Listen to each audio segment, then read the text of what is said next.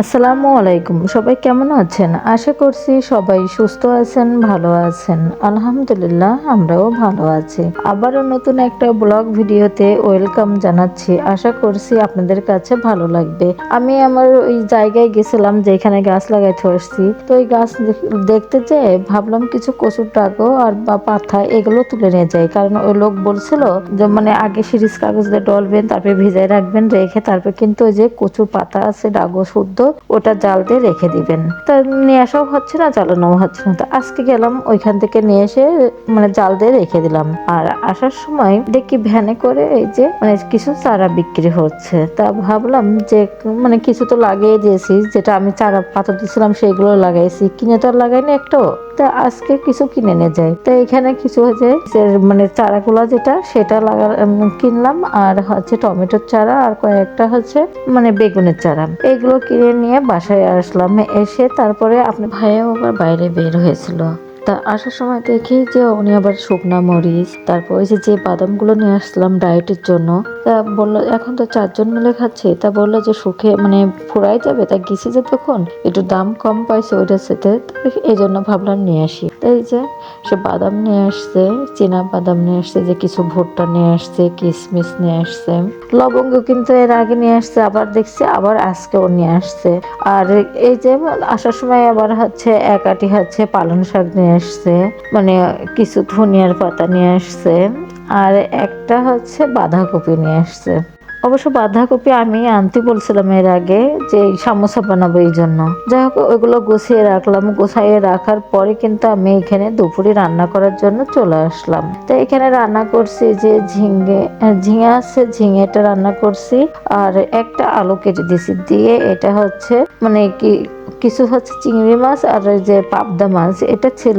তা দুই জায়গায় দুই রকমের কেটে নিয়েছি। কেটে নিয়ে ভাবলাম আজকে চচ্চড়ি করি। মেরে একটু চচ্চড়ি করলে খেতে চাই, কিন্তু এই যে ঝোলটা করলে খায় না। তো এখানে কাঁচামরিচ দিলাম, পেঁয়াজ দিলাম, একটু হচ্ছে লবণ দিলাম, হলুদ দিলাম, আর একটু হচ্ছে রসুন বাটা দিলাম।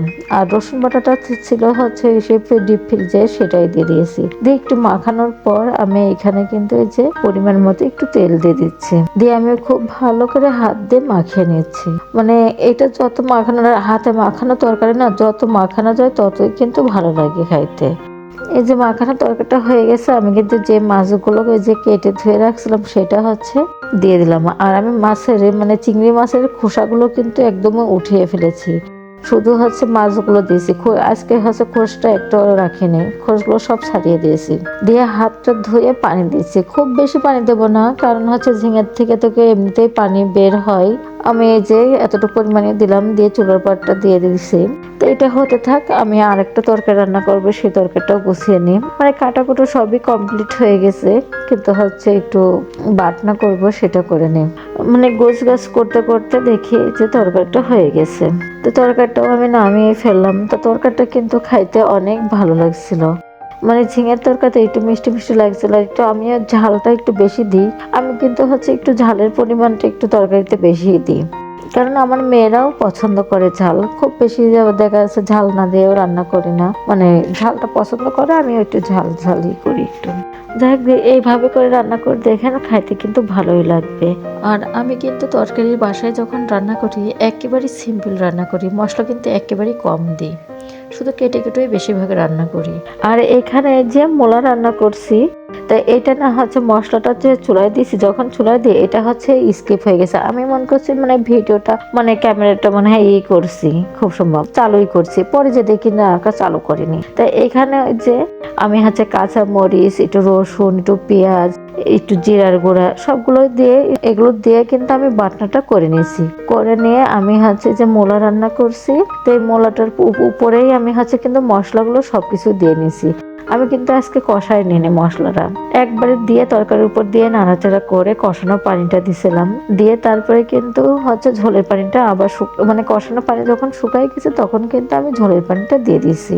দিয়ে এইখানে এই যে পালং শাক নিয়ে আসছিল, এই পালং শাক কিন্তু আমি অর্ধেক কেটে দিয়ে দিয়েছি, মানে আর অর্ধেক রেখে দিয়েছি। আর এই মূলা কিন্তু আপনাদের ভাই বেশি পছন্দ করে না, আমাদের বাসায়ও কেউ পছন্দ করে না। তো যাই হোক নিয়ে আসছে, তো নতুন তো প্রথম প্রথম একটু যাই হোক খাবে। তো তরকারিটা কিন্তু অনেক ভালো লাগছিল, যেহেতু হচ্ছে খাওয়ার পরে বহেস দিচ্ছি তো, তা খাইতে কিন্তু অনেক ভালো লাগছিল। আর আমি কিন্তু জিরা আর হচ্ছে এই যে মানে জিরা আর পেঁয়াজ ভেজে উঠাই রাখছিলাম আগের থেকেই মাছ ভাজার সময়।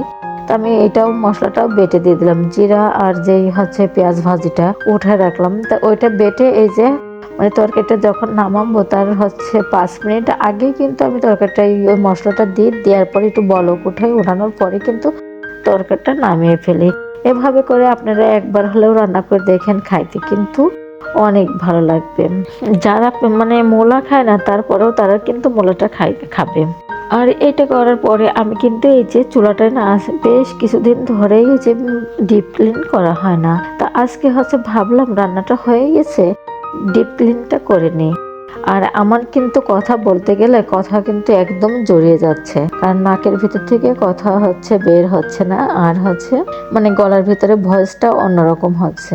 তো যাই হোক, আপনাদের সাথে এই যে তারপরও তো ভয়েস না দিলে পর তো আর হবে না, এই জন্যই ভাবছি যে যতদিন পর্যন্ত একটু ভয়েসটা দিতে পারি আপনাদের সাথে একটু ভয়েসটা দিয়েই শেয়ার করি। তো যাই হোক, এই যে আমি চুলাটা কিন্তু খুব ভালো করে পরিষ্কার করে নিলাম। তো যারা আমার ভিডিওটি দেখছেন তারা একটা লাইক দিবেন, কারণ আপনাদের একটা লাইক আমাকে আরো একটি নতুন ভিডিও বানাইতে উৎসাহিত করবে। আর আমার ভিডিও যদি আপনাদের কাছে একটুও ভালো লেগে থাকে তাহলে সাবস্ক্রাইব করে পাশে থাকবেন, বেল বাটনটি অন করে রাখলে আমি যে ভিডিওটাই দিব না কেন আপনাদের কাছে নোটিফিকেশন চলে যাবে। চুলাটা একদমই পরিষ্কার হয়ে গেছে, আর আমি এভাবে করেই সবসময়ের জন্যই কিন্তু পরিষ্কার করে রাখি। আর প্রতিদিন তো আর ডিপ ক্লিন করা সম্ভব হয় না, প্রতিদিন তো আমি হচ্ছে এমনিতেই পরিষ্কার করে মানে রাখি। তো ভিতরটা একটু ময়লা হয়ে গেছিল, ওই যে দেখা যাচ্ছে ডাল রান্না করতে গেলে উতলাই গেলে পরে কিন্তু একটু পড়ে যায়, তো মাঝে মধ্যে কেমন যেন হয়ে যায়। তা আজকে ভাবলাম যে মানে করেই ফেলি একদম পরিষ্কারটা। তা যত পানি ছেনছে ততই তো আরো বেশি সমস্যা হচ্ছে। আর তারপরে আবার হচ্ছে আমার জায়গায় জমিতে যাইতে হচ্ছে, ওইখানে পানি দিয়ে আবার হচ্ছে আসি, এটা করতে গেলেও কিন্তু অনেকটাই হচ্ছে মানে ঠান্ডার বেশি লেগে যাচ্ছে আমার মনে হচ্ছে। যাই হোক, আমার চুলাটা কিন্তু পরিষ্কার করা হয়ে গেছে। পরিষ্কার করে আমি যে যেগুলো হচ্ছে ছোট ছোট যে জিনিসগুলো আছে ওইগুলো তো পরিষ্কার করছি, এগুলো সবকিছু এই যে সেট করে দিয়ে দিলাম। আমার কিন্তু নতুন অনেক আপু ও ভাইরা যুক্ত হচ্ছেন, আমি কিন্তু হচ্ছে কমেন্টের রিপ্লাই কিন্তু সঙ্গে সঙ্গে দিচ্ছি না, কারণ হচ্ছে আপনাদের রিপ্লাইটা পরে পরে পরে দিচ্ছি, কারণ আপনারা ভিডিওতে হচ্ছে এসে কমেন্ট করছেন বা পাশে মানে ভিডিওতে এসে বলছেন যে বন্ধু হলাম, বন্ধু আছি, আপনিও আসবেন। এই জন্য কমেন্টটার সঙ্গে সঙ্গে চলে গেলে পরে আপনাদেরটা খুঁজেও আমি পাবো না। এই জন্য ভাবলাম কমেন্টটার মানে রিপ্লাইটা দিচ্ছি না, একটু দেরি করে দিচ্ছি, যে 24 ঘন্টা পার হয়ে যাক, একবারেই আপনাদের সাথে হচ্ছে ব্যাগ দিয়ে আসবো, তারপরে কমেন্টটা করে নেব। এই জন্যই হচ্ছে আপনাদেরটা একটু রিপ্লাই দিতে আমার একটু দেরি হয়। যাই হোক, এই যে আমার হচ্ছে রান্নাঘরটা কিন্তু একদমই পরিষ্কার করে ফেলেছি। আর আমি সবসময়ের জন্য কিন্তু রান্নাঘরটা এভাবে করেই পরিষ্কার করে রাখি। রান্নাঘরটা আমার একেবারেই ছোট, তারপরে মানে পরিষ্কার করে রাখি। আর এই যে রান্না টান্না করে খাওয়া দাওয়া করে আমি কিন্তু চলে আসছিলাম হচ্ছে মানে নামাজ পড়ে, আসরের নামাজ পড়ে কিন্তু আমি চলে আসছিলাম আমার ওই জায়গাটাই। তো ওই জায়গাটায় এসে দেখেন কি নোংরা জায়গা, ওই জায়গায় কিন্তু আমি আস্তে আস্তে করে গাছ লাগাচ্ছি, আর আস্তে আস্তে করে সব পরিষ্কার করে ফেলছি। মানে প্রতিদিন তো আর করা সম্ভব হয় না, অল্প অল্প করে যাচ্ছি আর অল্প অল্প করে পরিষ্কার করছি। আর এই যে ভুট্টাগুলো নিয়ে আসছিল না সকালে দেখালাম, এই ভুট্টাগুলো আমি কিন্তু ছোলা ভেজায় রাখছি, তা ভাবলাম ছোলা ভুনা করব। তা আপনাদের ভাইয়া বললো যে ছোলার না, তুমি হচ্ছে ভুট্টাটা এগুলাই হচ্ছে ভেজে দাও। তা আমি কিন্তু জায়গার ওইখান থেকে চলে আসছি, পানি দিয়ে গাছগুলো লাগানোর পরে বাসায় এসে নামাজ পড়ছেন, মাগরিবের নামাজ পড়ে এই যে ভুট্টাগুলো একটু ভাজতে চলে আসছি। আমি একটু তেল দিছি, তেল দেওয়ার পরে ভুট্টাগুলো দিছি, দেওয়ার পরে একটু লবণ দিছি, একটু শুকনো মরিচের গুঁড়াটা দিছি, দিয়ে একটু বেশ নাড়াচাড়া করে আমি কিন্তু ঢাকনাটা দিয়ে ঢেকে রাখিছি, দিয়ে একেবারে কিন্তু হাই হিট। আর এই যে দেখেন কি সুন্দর ভাবে চটপট করে ফুটে ফুটে সবগুলোই খইয়ের মতো হয়ে গেছে একেবারে। আর হচ্ছে মানে ওইটা আর ই করলাম না, ছোলাটা ভাজলাম না, মানে ভুনা করলাম না। আর মনচুর আছে, এমনিতেই আপেল আছে, সবকিছুই আছে, এটাতেই হচ্ছে আপনাদের ভাইয়া আজকে খাবে, মানে ভাইয়াও খাবে, মেয়েরাও খাবে। এই জন্যই আর করতে চাইনি, আর বেশি সমস্যা হচ্ছে এমনিতে গলাতে, তো ভাবলাম থাকা যাক, এটা নিয়ে যতটুকু করেছি এটাই থাক। পিঠা দিয়ে চা বানিয়ে দিয়ে দিয়েছি। আর এই যে ফিল্টারের জন্য হচ্ছে এটাও কিনে নিয়ে আসা হয়েছিল, আমি যে কিনে নিয়ে আসছিলাম এই কিটটা, পানি পড়ে যাচ্ছে। তো ভাবলাম যে আজকে একটু লাগিয়ে ফেলি। এই যে সন্ধ্যার সময় কিন্তু আমি ফিল্টারের এই যে কিটগুলো লাগিয়ে ফেললাম। আমি কিন্তু এর আগের ভিডিওতে দেখিয়েছিলাম লাগাতে হয় কিভাবে। অনেকেই কিন্তু এই কিটগুলো লাগাইতে পারে না, মানে কিভাবে লাগাইতে হয় কি করতে হয় এটা সেট করতে পারে না। তা ডিটেলসে এর আগের ভিডিওতে একবার দেখিয়েছিলাম। তা আজকে আর এমনিতে শরীরও ভালো না, এই জন্য ডিটেলসে দেখাইতে চাইনি। আর এখানে যে আপনাদের ভাই মানে সন্ধ্যার সময় তো বাইরে বের হয়েছিল, তা সন্ধ্যার সময় বাইরে বের হলে পর তা যে বললো যে আমি কিন্তু ওইখানে বাড়িতে গেছিলাম। তো বাড়ি থেকে একটা চক্কর দিয়ে আসলো, মানে আমাদের বাড়ি কিন্তু এখান থেকে বেশি দূরে না, গ্রামের বাড়ি। তো একটু চক্কর দিয়ে আসছে। তো ওই আসার সময় গ্রামে থেকে নাকি একটা ছেলে এই যে ঝিঙে গুলো হচ্ছে করছে, মানে বেচতে নিয়ে আসছিল, বাজারে নিয়ে আসছিল বেচার জন্য। তো যে লোকটার কাছে দিবে সে লোকটা নাকি ছিল না। তো আপনাদের ভাই এবার বললো, তো বললো যে আমার দাও, আমি নিয়ে যাই। তো এখান থেকে যে কিনে নিয়ে আসতে, এখানে 3.5 কেজি না 4 কেজি ঝিঙে আছে এখানে। আর হচ্ছে আসার সময় যে বেদানা নিয়ে আসছে, আর হচ্ছে আপেল কিনে নিয়ে আসছে। তো উনি কিন্তু বেদানা কিনতে গেলে পরেই মাঝখান থেকে কিন্তু কেটে নিয়ে আসে, একটু কেটে নিয়ে আসে। এই জন্যই, কারণ এর আগে হচ্ছে গিয়ে একবার কিনা হয়েছিল, কিনলে পরে একদম পুরো ভিতরে সাদা সাদা হয়েছিল, মানে এইগুলো একদম পুরো সাদা ছিল।